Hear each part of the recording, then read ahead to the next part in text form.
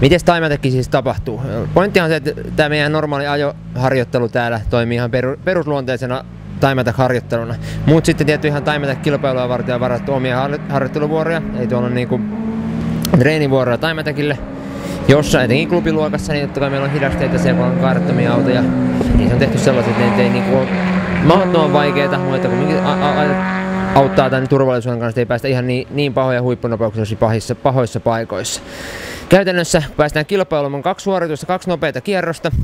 Ja riippuen vähän tapahtuman luonteesta kestosta, kuinka ajaako 1 tai 2 päivän aikana, ja 2 vetoa joka tapauksessa pääsee ajamaan. Joko näistä pääsee suoraan otetaan parempi aika ja sillä otetaan voittaja, tai sitten riippuen aikataulusta niin on myös mahdollista 2 nopeita kierrosta ja niistä otetaan 10 parasta niin kuin tuohon finaaliin eli superläppiin.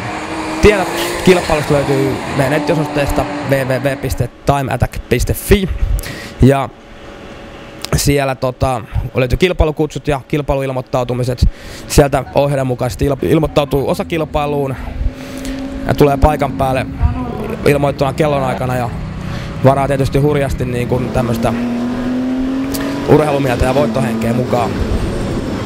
Jos meidän tämän päivän parhaasta ajasta on tuolla 1.34 muistaakseni oli klubipuolella, sitten me oltiin 1.35 ja 5 olisi ollut. Joo, mutta 1.35 puolella oli niinku klubiluokankin paras aika, et ei sekään mikään huonoa. Oliko Samuli mahdollisesti, joka voitti? Samuli, joo. Samuli Salokangas. Niin, tämmöisellä hienolla retrovärisellä skyllellä. Niin se oli oikeasti tyylikäs. Oli niinku näyttävä auto niin ihan niinku ajaessa kuin täällä varikollakin.